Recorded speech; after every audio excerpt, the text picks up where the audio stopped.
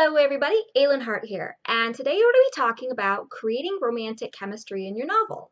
So we've all read books where the couple just isn't clicking for us. The author has created the perfect guy. He's got the chiseled jawline and the rock-hard abs, and he looks like he just walked off the cover of a romance novel. And maybe she's created the perfect female with long flowing red hair and a perfect figure and sass for days. They might even be really attracted to each other, but something is missing, and that something is chemistry. I think that sometimes chemistry gets confused with attraction, and attraction actually has very little to do with chemistry. So what chemistry actually is characterization. And when combined with attraction and done correctly, you get that chemistry that sizzles right off the page. It actually enhances the interaction between the two characters and gives you amazing chemistry. The first step in creating romantic chemistry is to create dynamic characters, and you need to ask yourself a few questions. Now for this, I am going to use she and he, but it doesn't matter what you're writing. If you're writing male, male, female, female, or whatever pronouns you're choosing to throw in there, it all boils down to the same thing. First, you need to ask yourself, what does she want? I'm not talking about in a guy or in love, in a relationship. What does your character want in life? What drives her as a protagonist? Second question you need to ask yourself is, why does she like him? We can't just tell our readers that she likes the male character. It just doesn't work that way. He can't just be some guy with a chiseled jaw and rock-hard abs. He has to do something that enhances her life. Now we have to flip that around. What does he want in life? It probably isn't just a woman, and it probably isn't just sex. What drives your male forward? And what does he like about the female? And so why is this important? Character arc, a story arc, and characterization are all carefully intertwined in a romance story. When you create two characters who genuinely need each other, then you're creating chemistry. The same forces that drive your protagonists forward in life and towards their goals also drive them towards each other. And this is interpreted on the page as chemistry. So let's take that a step further. Falling in love should be a slow process. And there aren't many readers out there who like insta-romance. Insta-romance does have its place in romance novels, especially with novellas. But if you want to write a really epic romance, you need to draw out the process. So step one, create anticipation of the two characters falling in love. Falling in love should be a slow process, just as it is in real life. People are flawed. Relationships are flawed. Sometimes fears hold us back from falling in love or realize that the right person is standing right in front of us. So why should characters in a book be any different? By developing your characters' fears and flaws, we then in turn build more characterization. So how the love interest reacts to these fears and flaws is really important. Do they empathize? Do they compromise? And this is how you build love. Number two, yin and yang. Make characters who are opposite but complementary. Your characters should be equal. So while everybody loves a good opposites attract, they shouldn't be so opposite that people are wondering like, opposites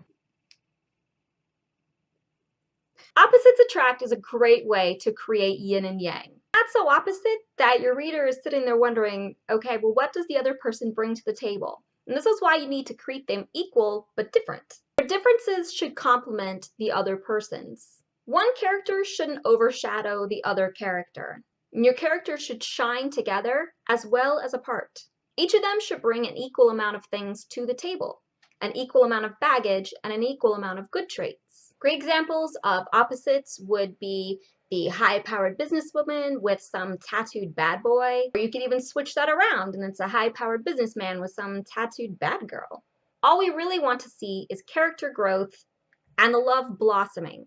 Take it a step further with the opposites attract and throw in a little bit of forbidden attraction, like classic Romeo and Juliet. But throwing in a little bit of forbidden fruit is a great way to enhance on desire and conflict and trauma.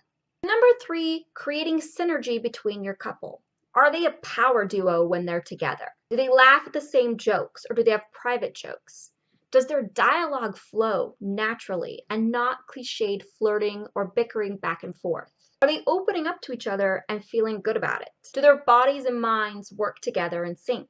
And do they have common goals? Now, your characters don't actually have to know that they have common goals, And this is where you have to kind of be a little bit not too on the nose with your writing and leave things unsaid.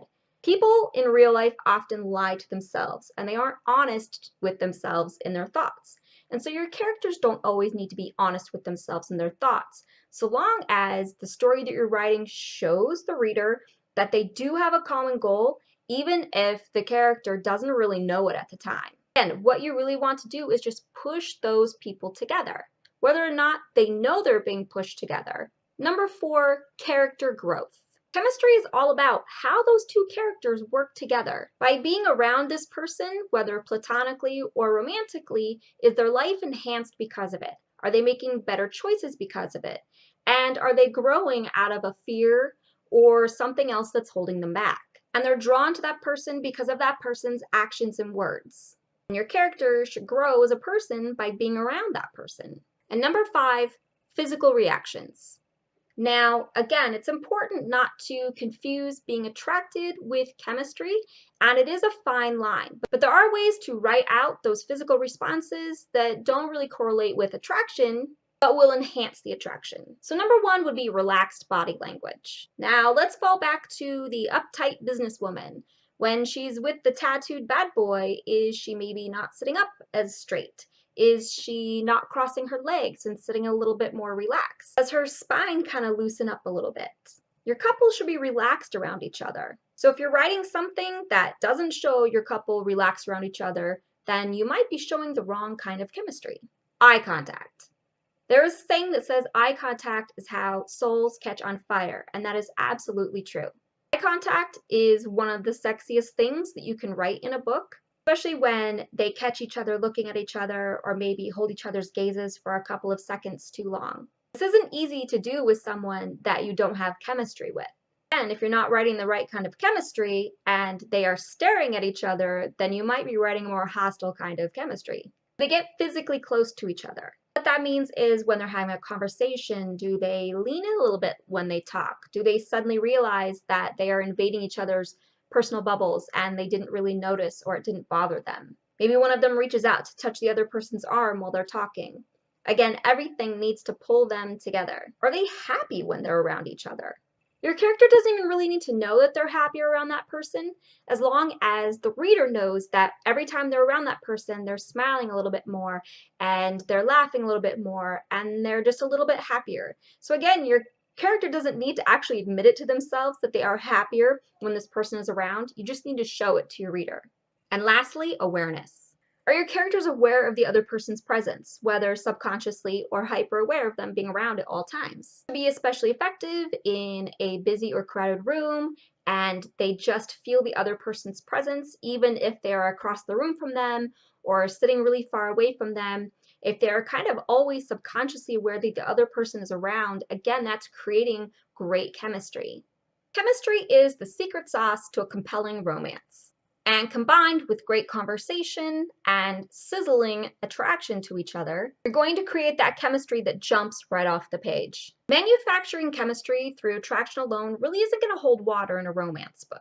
You can't just stick two people and tell your readers that they belong together without showing them that they actually belong together. So remember that chemistry is all about how well your two characters work together and how they are drawn together through each other's actions and words. So while you're writing your romance about your guy with the chiseled jaw and the rock-hard abs and the girl with the long flowing red hair, the one thing you need to be constantly checking for is your chemistry. Do they have dialogue that is easy and flowing? Are they opening up to each other? Are they moving towards a common goal, whether or not they know it? And are they constantly drawn to each other, again, whether or not they know it?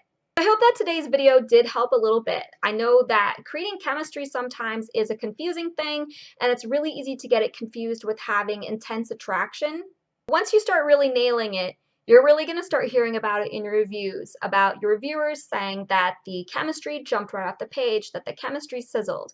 And your readers might not even really know what chemistry means, because all they see is that these characters are just dynamic together and they're drawn together and they're super attracted to each other and sparks fly.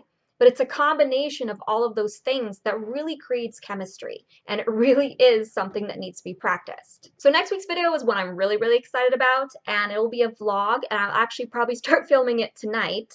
I will be leaving for Seattle tomorrow morning, and I will be going to the Seattle Readers and Writers book signing event.